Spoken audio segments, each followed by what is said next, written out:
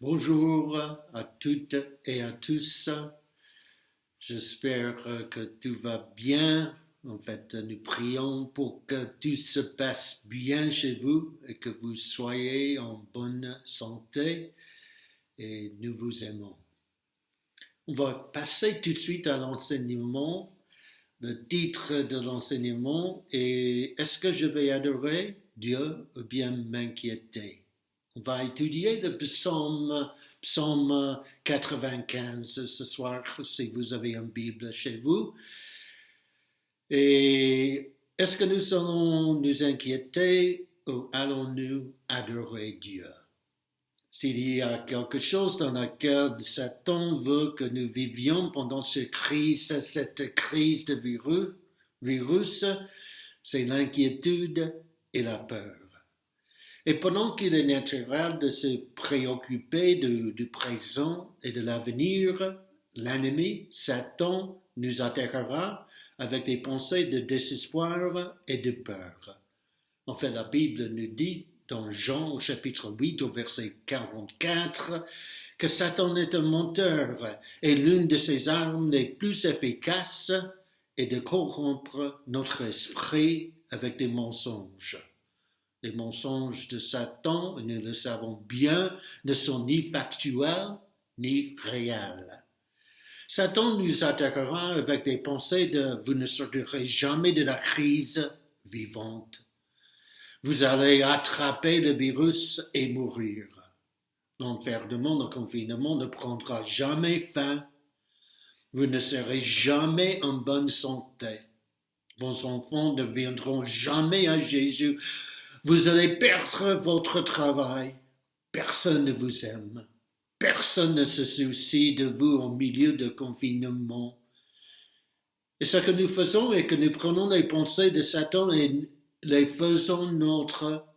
Et nous disons, je ne sortirai jamais de la crise vivant. Je vais attraper le virus et mourir. L'enfermement, le confinement ne prendra jamais fin. Je ne serai jamais en bonne santé. Nos enfants ne viendront jamais à Jésus. Je vais perdre mon travail. Personne ne m'aime. Personne ne se soucie de moi au milieu de confinement. Ce sont, j'appelle ces pensées comme cela, des imaginations vaines.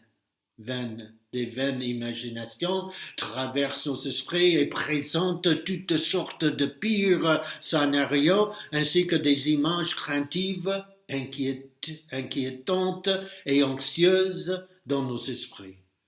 L'ennemi veut utiliser notre imagination pour nous présenter des scénarios mauvais dans l'espoir que nous serions d'accord avec ces mensonges.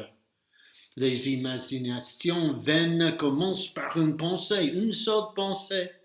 Et si nous ne la prenons pas immédiatement en captivité, cette pensée forme une image mentale dans notre esprit. Et nous commençons ensuite à voir, entre guillemets, à voir nos peurs, nos angoisses et nos inquiétudes jouer sans cesse dans notre esprit, dans la tête. Par exemple, si nous avons dans notre esprit une image de quelqu'un que nous aimons mourir et que la peur entoure l'image qui nous tourmente, il s'agit d'une vaine imagination qui doit être immédiatement rejetée et remplacée. Ce verset est dans 2 Corinthiens au chapitre 10 au verset 5, abattre les imaginations et toutes les pensées élevées qui s'élèvent contre le royaume de Dieu et ramener en captivité toutes les pensées qui mènent à l'obéissance de Jésus-Christ. En fait, pendant la crise, pendant ce confinement, nous pouvons être liés et opprimés par nos vaines imagination opprimée par cela. Il y a des chrétiens qui vivent leur vie dans la tension, la tourmente, la peur, la frustration, et ils disent, si encore une chose arrive dans ma vie, je vais craquer émotionnellement. Je vais faire une dépression nerveuse. Les gens ici en France, bien aux États-Unis aussi, globalement sont inquiets aujourd'hui.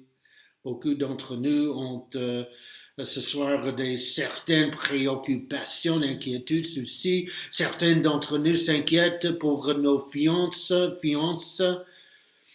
D'autres craignent de perdre leur travail. Les parents s'inquiètent pour les enfants de leurs enfants et les enfants s'inquiètent pour leurs parents.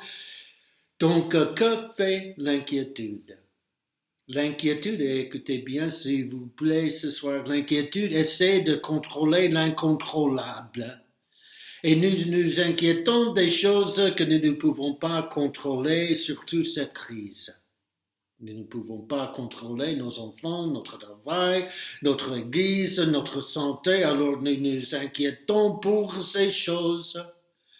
Et l'inquiétude est une émotion très humaine et naturelle. Ce n'est pas un péché de s'inquiéter de certaines choses. Il y a des choses dans lesquelles nous devons nous inquiéter. Notre épouse, l'œuvre de Dieu, amour pour les autres membres de l'Église. Il est naturel de s'inquiéter si vous entendez quelqu'un qui est en train d'entrer dans votre maison en pleine nuit avec l'intention de vous voler. Mais l'inquiétude devient un péché quand elle contrôle nos vies émotionnellement. L'inquiétude peut devenir un péché pour deux raisons. Premièrement, parce qu'elle déplace Dieu dans notre vie. Et si vous commettez le péché d'inquiétude, vous vivez comme si Dieu n'existait pas. Et deuxièmement, parce que l'inquiétude vous distrait des choses importantes dans la vie. Tant que vous vous inquiétez, vous ne pouvez rien faire d'autre. Vous êtes étranglé par l'inquiétude. Vous vivez comme si vous seul pouviez résoudre vos problèmes. Comment pouvons-nous savoir, c'est une bonne question ce soir, comment pouvons-nous savoir que quand nos inquiétudes sont devenues des préoccupations précieuses? Voici trois directives pratiques. Vous vous inquiétez trop lorsque la chose qui vous préoccupe est la première chose à laquelle vous pensez le matin et la dernière chose à laquelle vous pensez le soir. 2. Quand vous vous trouvez à y penser à chaque moment libre. Et 3. Quand vous parlez de votre inquiétude dans chaque conversation. L'inquiétude vient dans nos vies au moment les plus gênants. Une fois que l'inquiétude nous saisit, elle peut détruire notre joie, en particulier la joie du Seigneur dans notre vie. Cela peut étouffer l'onction de Dieu dans nos vies. En fait, au lieu d'être vainqueurs, nous sommes submergés par les mensonges de l'ennemi. Proverbe au chapitre 12, au verset 25, nous dit « L'inquiétude alourdit une personne ». Donc, la question est donc de savoir comment vous et moi, nous pouvons gérer nos inquiétudes. Ce n'est pas si, mais c'est quand. Que puis-je faire? Que pouvons-nous faire avec nos soucis? 1. Identifiez vos soucis. Identifiez-les spécifiquement. L'une des raisons pour lesquelles nous sommes souvent stressés et que nous avons le sentiment vague que quelque chose, entre guillemets, ne va pas. Ou bien quelque chose de mauvais va se passer, mais nous ne savons pas ce que c'est. Identifions nos inquiétudes et les écrivons, en les écrivant même et en parlant à quelqu'un de ce qui nous fait peur. 2. Demandons-nous quelle est la pire chose qui puisse arriver si ce qui nous préoccupe se passe réellement? Dans la plupart des cas, la pire chose qui puisse arriver est très gérable dans nos vies. 3. Donnons nos soucis à Dieu. Identifiez nos soucis, donnons nos soucis à Dieu. Donnons nos soucis à Dieu, demandons quelle est la pire chose qui puisse arriver si ce qui nous préoccupe se passe réellement. Et 3, donnons nos soucis à Dieu. Et vous le savez bien. Psaume au chapitre 55 au verset 22 nous dit « Remets toutes sortes à l'Éternel, remets toutes sortes à l'Éternel et il te soutiendra et ne laissera jamais chanceler le juste. » Et Dieu nous dit ce soir, donne-moi tes soucis, je vais m'en occuper. Si cela vaut la peine de paniquer, ça vaut la peine également de prier au Seigneur, de demander au Seigneur. Comme Pierre nous encourage en 1 Pierre au chapitre 5 au verset 7, et déchargez-vous sur lui tous vos soucis, car lui-même prend soin de vous. Donc, je suggérerais que nous prions plus, si nous prions plus, nous nous inquiétons moins. Comme nous avons étudié la semaine dernière, Philippiens au chapitre 4, au verset 16, ne vous inquiétez de rien, on a étudié cela, mais en toutes choses faites connaître vos besoins à Dieu par des prières et des supplications, avec des actions de grâce et la paix de Dieu. Et nous aimons la paix de Dieu. Nous voulons la paix de Dieu dans notre vie qui surpasse toute intelligence, gardera vos cœurs et vos pensées en Jésus-Christ. Et peut-être pourrions-nous prier ce soir, Père, il y a tant de choses à craindre. Je te donne mes peurs, mes soucis. Je sais que lorsque je te donne mes inquiétudes, tu t'occupes, tu es en contrôle. Je t'aime, Seigneur, de tout mon cœur. Amen. Mais c'est le quatrième principe pour résoudre nos inquiétudes que nous souhaitons étudier le plus en détail ce soir. Pour surmonter nos inquiétudes, nous devons choisir d'adorer Dieu. Et nous pouvons adorer ou bien nous pouvons nous inquiéter. C'est notre choix. On va aller au psaume au chapitre 95, un psaume de louange et d'adoration. Ce psaume a été chanté en fait à l'époque de la fête des tabernacles, lorsque les enfants d'Israël donnaient gloire et la louange à Dieu pour la manière dont il leur avait pourvu, il leur avait pris soin. Et ce psaume est divisé en deux appels à la louange. Les versets 1 à 5 et puis les versets 6 et 7. Le psalmiste nous dit clairement que lorsque nous nous concentrons sur la grandeur de Dieu, nous adorerons plutôt que nous inquiéter.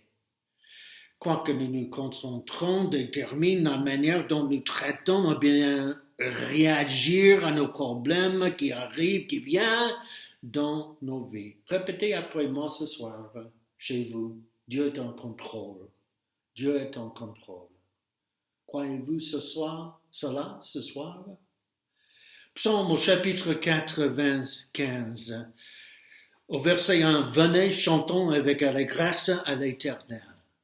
Poussons des cris de joie. » On a étudié la joie la semaine dernière, vers le rocher de notre salut. Allons au-devant de lui avec des louanges, faisons retentir des cantiques en son honneur. Au verset 3, car l'Éternel est un grand Dieu. Est-ce que vous le croyez ce soir? L'Éternel est un grand Dieu. Il est un grand roi au-dessus de tous les dieux. Il tient sa main.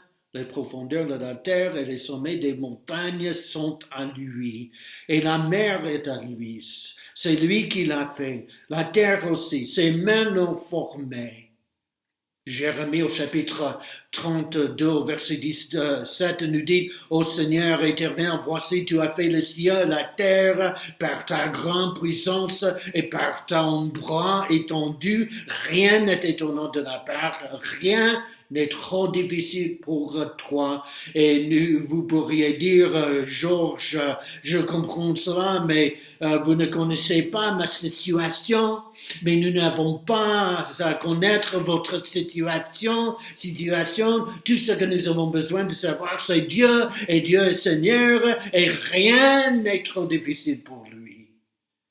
Vous pouvez être sur le point de divorcer, effrayé parce que vous avez reçu un rapport du médecin indiquant que vous avez le virus, et vous pouvez être en train de prier pour qu'un prodigue revienne à Jésus. Vous pouvez avoir une habitude terrible ou bien une dépendance que vous ne pouvez pas vaincre. Rien n'est impossible avec Dieu. Rien n'est impossible avec Dieu. Répétez après moi ce soir, rien n'est impossible avec Dieu. Au verset 6, « Venez, prosternons-nous et humilions-nous, fléchissons le genou devant l'Éternel, notre Créateur. » Psaume au chapitre 95. Au verset 7, « Car il est notre Dieu, et nous sommes le peuple de son pâturage, le troupeau que sa main conduit. » Oh, si vous pouviez écouter aujourd'hui sa voix. N'endurcissez pas votre cœur à Mériba, comme à la journée de Massa dans le désert, où vos pères me tentèrent et m'éprouvèrent, quoiqu'ils visent mes œuvres. Au verset 10, pendant 40 ans, cette race en dégoûte, et je dis, c'est un peuple dont le cœur est égaré, ils ne connaissent pas mes voies. On va revenir sur ce verset. Aussi jouerai dans ma colère et n'entreront pas dans mon repos. Donc le psalmiste nous enseigne que pour que nous puissions gérer efficacement les inquiétudes, nous devons être bien concentrés. La louange nous aide à nous concentrer vers Dieu. La louange détourne notre attention de nos problèmes et les confier à Dieu. Nous devons passer du temps dans la présence de Dieu. Nous devons louer Dieu. Dieu trouve intéressant que la première réaction des chrétiens de l'Église primitive à la persécution et à la souffrance était d'adorer Dieu. Pierre et Jean, par exemple, sont en prison pour avoir guéri un mendiant et avoir prêché la bonne nouvelle de Dieu. Et les autorités les ont laissés partir parce que tout le monde louait Dieu pour le miracle accompli. Dans les Actes au chapitre 4, au verset 23, 24 et 31, après avoir été relâchés, ils allèrent vers les leurs et racontèrent tout ce que les principaux sacrificateurs et les anciens leur avaient dit. Et lorsqu'ils l'eurent entendu, ils élevèrent à Dieu la voix tous ensemble et dirent, « Seigneur, toi, qui a fait le ciel, la terre, la mer et tout ce qui s'y trouve. » Et quand ils eurent prié, au verset 31, le lieu où ils s'étaient assemblés trembla et ils furent tous remplis du Saint-Esprit. Ils annonçaient la parole de Dieu avec assurance.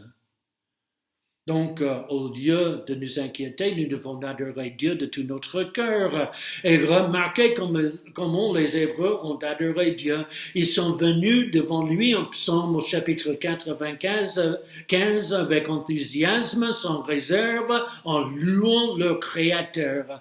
Au premier verset, le psalmiste dit « chante de joie avec des cris de joie, chantons avec allégresse ».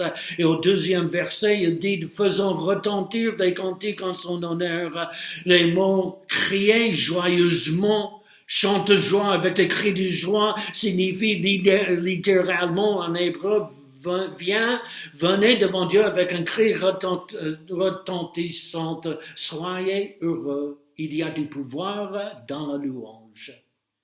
Daniel au chapitre 6, Daniel prie 3 fois par jour et rend grâce à Dieu, et c'est la raison pour laquelle Dieu le délivre de la fosse au lion.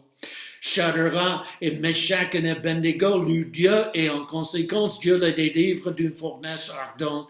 Et nous connaissons cette histoire de la façon dont louange et adoration ont rendu Paul et Silas emprisonnés dans les Actes au chapitre 16, comme ils chantaient et louaient Dieu vers minuit, un tremblement de terre se produit et de porte de prison s'ouvrirent. Le geôlier a été converti et toute sa maison a été sauvée. La louange fera tomber toutes les chaînes. Amen. Et Josaphat envoie la chorale de mon armée d'Israël, louant Dieu. Et ses ennemis sont vaincus, et le peuple loue. Et Josaphat priait, et l'Esprit du Seigneur s'abattit sur le prophète Jaziel dans 2 Chroniques, au chapitre 20, au verset 15. Ainsi vous parle l'Éternel, ne craignez point, et ne vous effrayez point devant cette multitude nombreuse, car ce ne sera pas vous qui combattrez, ce sera Dieu. Nous pouvons louer le Seigneur le Seigneur ce soir. En fait, nous devons louer le Seigneur ce soir. Nous devons louer le Seigneur d'avoir respiré pour la santé, la nourriture, la famille, le travail, une maison, une église, sa présence, le salut, le pardon. Psaume au chapitre 120, 50 au verset 6, que tout ce qui respire, louez le Seigneur de tout notre cœur ce soir. Et quand nous louons Dieu, la Bible nous dit dans Romains au chapitre 16 au verset 20 que le Dieu de la paix écrasera Satan sous nos pieds. Le psalmiste nous dit que la première raison pour laquelle nous devrions adorer Dieu n'est pas nous inquiéter et que Dieu contrôle tout, même lorsque nous sommes hors de contrôle. Et voyons au verset 3, psalmiste écrit le grand roi avec tous les dieux. Ça veut dire que le psalmiste n'implique pas qu'il existe d'autres dieux. Il souligne le fait que si nous ne faisons pas attention, nos problèmes peuvent devenir nos dieux. Nous pouvons commencer à adorer nos inquiétudes, nos problèmes, au lieu d'adorer Dieu. Certaines personnes comptent plus sur leur peur qu'à Dieu. Ils disent bien, si je peux juste avoir assez de peur, mes problèmes seront résolus. Si je m'inquiète assez, je serai guéri. Et en fait, même comme croyants, nous pouvons être tellement concentrés sur nos problèmes qu'ils vont contrôler nos esprits, nos actions et nos attitudes. Mais quand on voit Dieu, comme il devrait être vu, tout le reste se met en place. Et le verset 4 nous dit que les profonds de la terre, des sommets, les montagnes, les sommets de les montagnes, des montagnes sont dans les mains de Dieu. Dieu connaît les hauteurs que personne n'a jamais montées et les profondeurs que personne n'a été jamais capable de creuser. Dieu connaît toutes les façons de sa création. Dieu connaît également vos problèmes, leur hauteur, leur profondeur, leur largeur. Rien de ce que vous pouvez apporter à Dieu ne le prendra par surprise. En fait, Dieu n'est pas au ciel en se tordant les mains et en disant qu'est-ce qu'un Dieu va faire.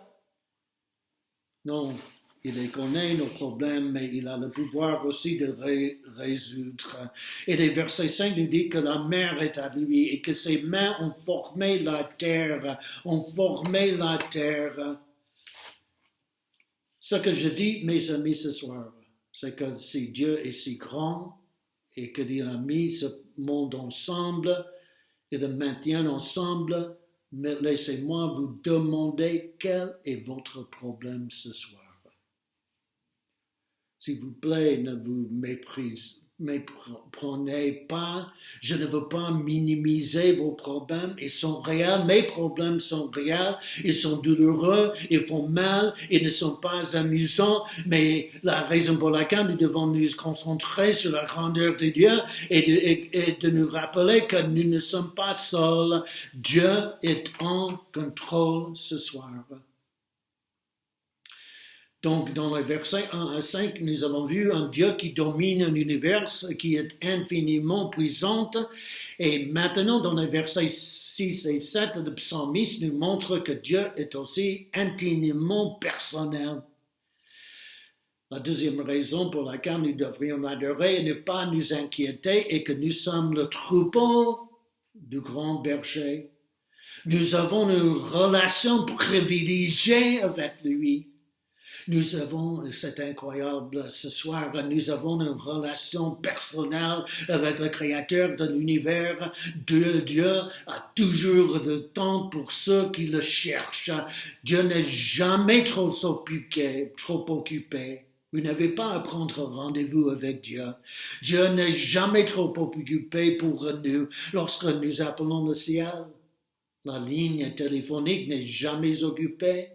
Nous n'avons pas à laisser un message vocal. Si tu as besoin de Dieu, appuie sur un. Si tu as besoin d'un ange, appuie sur Dieu. Si tu as besoin d'aide financière, appuie sur 3. Non, Dieu s'occupe de nous. Dieu sait bien nos problèmes parce que nous sommes uniques dans ses yeux. Répétez après moi, je suis unique ce soir. Et quand je vois mes problèmes, quand je suis un participant dans le confinement, je dois me rappeler, j'ai des peurs, j'ai des inquiétudes, je dois me rappeler qui je suis en Jésus-Christ. Et en Jésus-Christ, je suis un homme de Dieu, je suis un enfant de Dieu, vous êtes un enfant de Dieu, j'ai été justifié. J'ai été acheté avec un prix et j'appartiens à Dieu. Je suis membre du corps de Christ. J'ai été choisi par Dieu. J'ai été racheté et pardonné de tous mes péchés. Je suis complet en Jésus-Christ. Je suis libre de condamnation. J'ai été établi, loin et scellé par Dieu. Je suis caché avec Christ en Dieu.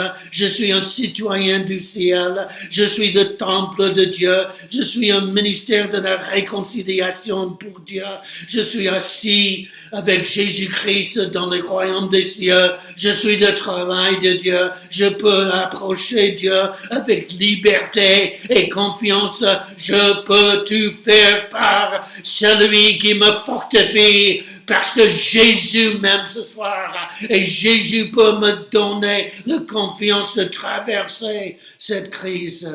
Si vous êtes là dans chez vous, dites Amen ce soir. Je vous donne l'exemple pour terminer de Josué.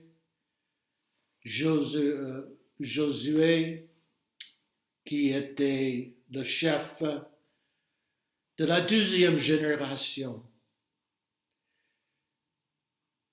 La 12e génération des Israélites ont un problème majeur. Cette fois, c'était une ville appelée Jéricho. Dans Josué, au chapitre 5, au verset 13, nous dit que comme Josué était près de Jéricho, il leva les yeux et regarda. Et voici un homme se tenait debout devant lui, son épée nue dans la main. Il alla vers lui, lui dit, est-ce-tu des nôtres, bien de nos ennemis? Et il répondit, non. Mais je suis le chef de l'armée de l'Éternel, j'arrive maintenant. Que fait Josué face au problème? Qu'est-ce qu'il a fait? Est-ce qu'il se concentre sur ses problèmes? La Bible nous dit, Josué tomba le visage contre terre, se prosterna et lui dit, qu'est-ce que mon Seigneur dit à son serviteur? Et le chef de l'armée de l'Éternel dit à Josué, ôte tes souliers de tes pieds, car le lieu sur lequel tu te tiens est saint. Et Josué fit ainsi.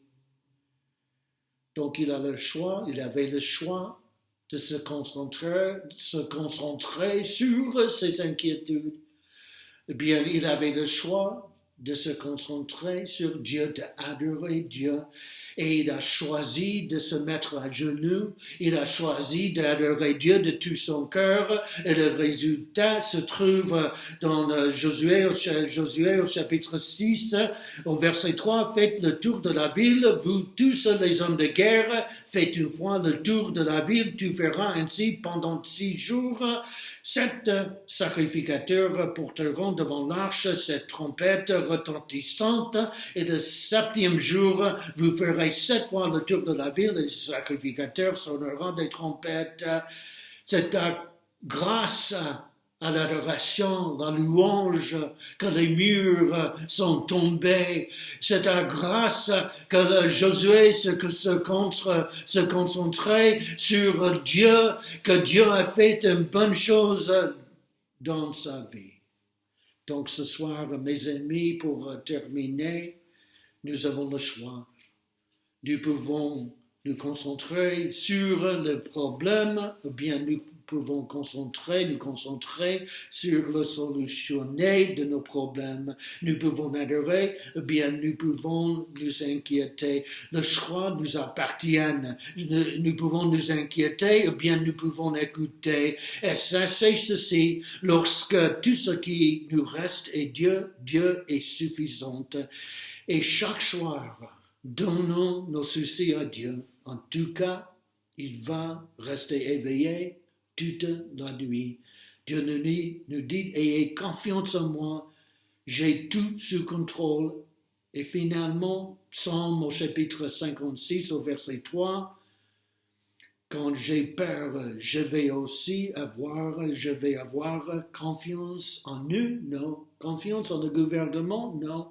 Confiance en notre pasteur, non. Confiance en nos voisins, non. Confiance en notre ville, non. Confiance dans les médecins, non. Nous avons confiance en Dieu ce soir. Amen. Que Dieu vous bénisse.